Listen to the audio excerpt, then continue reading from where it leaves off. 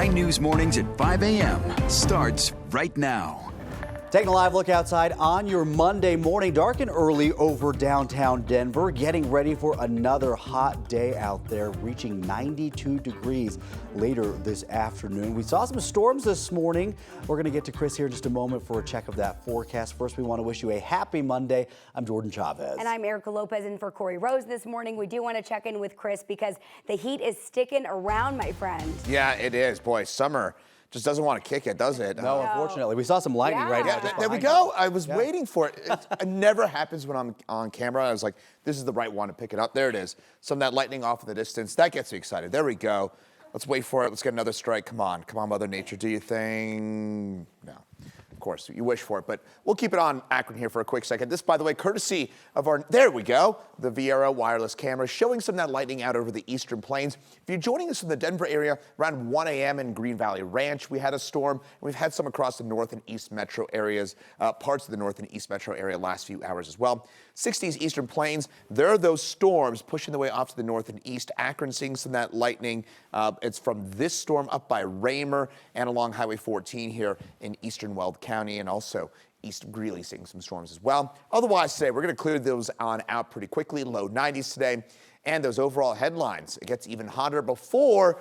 If you want cooler weather, you are going to want to pay attention to my forecast here in the next few minutes, because I legit got some actual cooler and wetter weather in my forecast. I'll show you when in just a few minutes. He said, legit, for real, I got you. He's tired of me asking. That's what it is. He's like, Jordan, quiet down Jordan's already. ready for the fall. Well, right now we do want to get you out the door. Live look from CDOT.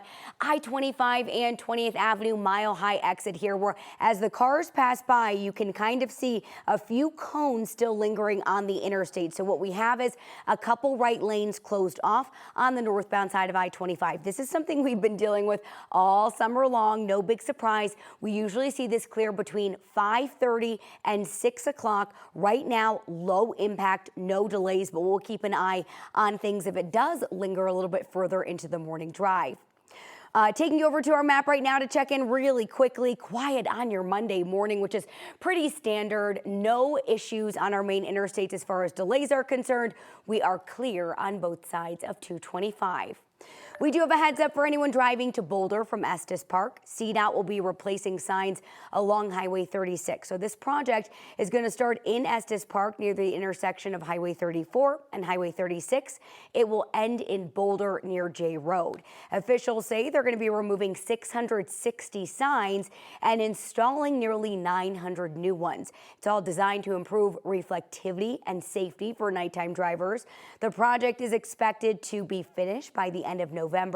Drivers should plan for shoulder closures, lane reductions at times, and delays up to 10 minutes. Over the weekend, firefighters have made some significant progress on containing the leaf fire and stopping its growth.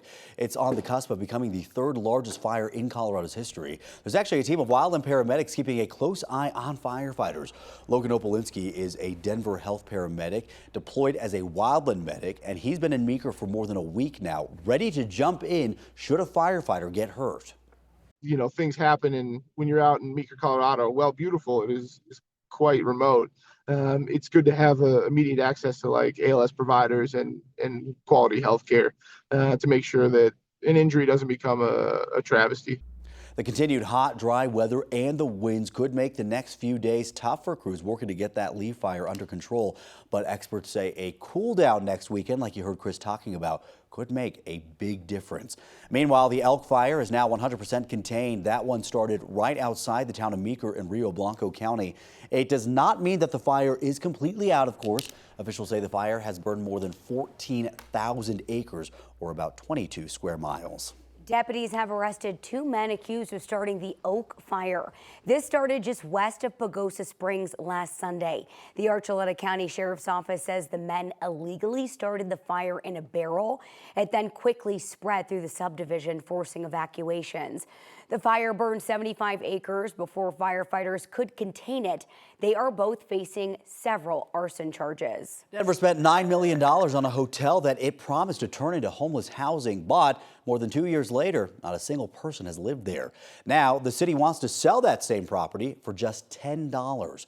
The former stay-in off of 38th Avenue was supposed to open last year with around 100 units of supportive housing, but officials say that federal funding fell through, like housing vouchers under the Trump administration. Officials also say that the former hotel needs nearly $5 million in renovations. If City Council signs off, a new developer could take over and finish the project. They'll also need to pick up the property tax bill the city has not paid since buying it.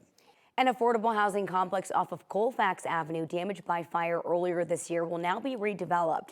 This is according to our partners at the Denver Business Journal. The 3-story Liberty House apartments were already empty when a fire started in January. Investigators later ruled it arson. The property helped people with disabilities find affordable housing. Now the owners of the structure actually helped speed up their redevelopment plans. They plan to sell it to another company to build a new complex with more than 70 affordable units. Those apartments will be reserved for residents making between 30% to 60% of the area's median income. A plan to slash federal housing assistance could leave thousands of Colorado families without a place to live. Experts say it impacts more than just renters. The Trump administration is proposing cutting Section 8 by 43%. The program helps low-income families pay rent in the private market.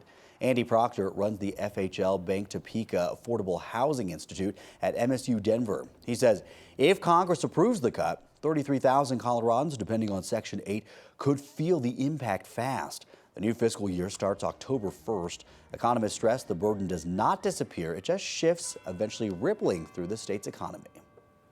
Section 8 is not only a subsidy for individual families, it's also a subsidy for landlords. So a landlord receives that Section 8 assistance. It isn't dollars into the hands of a family or a Section 8 voucher holder. It's actually dollars in the hand of a landlord. And this is happening as Denver is heading toward another record-breaking year for eviction filings. According to data from Denver County Court, more than 9,000 cases were filed through July, which is 300 more than the same time frame last year. Right now, we want to take a live look at the White House. Today, European and NATO leaders will stand with Ukraine's President Volodymyr Zelensky at the White House as he meets with President Trump on ending the war in Ukraine. This meeting comes days after a summit between Trump and Russian President Vladimir Putin in Alaska, where for the first time, Russia signaled it might accept U.S. and European security guarantees for Ukraine. Leaders from Britain, France, Germany, Italy, and Finland want Trump to back plans to strengthen Ukraine's military and ensure any peace deal holds. Analysts warn the group risks looking like it's ganging up on Trump, but Zelensky says Zelensky needs Europe at his side to avoid being pressured into a weak deal. The U.S. is suspending visitor visas for Gazans. Secretary of State Marco Rubio says that some groups arranging visas have ties to Hamas, though he gave no details. Trump ally Laura Loomer is claiming credit for the pause, pointing to the nonprofit Heal Palestine. The group brings injured and malnourished children to the U.S. for treatment. Heal Palestine pushed back, saying that it only provides medical aid, not refugee resettlement.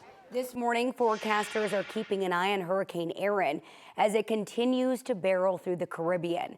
This week, the hurricane could slam the East Coast with dangerous surf and rip currents. The Category 4 storm hit the Bahamas and Turks and Caicos with 130-mile-an-hour winds. Erin's massive size means coastal areas could see high waves and life-threatening rip currents even if the storm does not make landfall.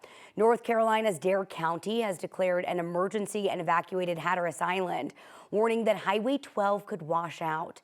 Erin already knocked out power for nearly 150,000 in Puerto Rico and the Virgin Islands. Well, video captured a jaw-dropping rescue out of California. Check this out. A man got trapped for 2 days after trying to rappel down these 7 Teacups waterfalls in Sequoia National Forest. Authorities say 46-year-old Ryan Wardwell was stuck behind the rushing water, unable to get out on his own.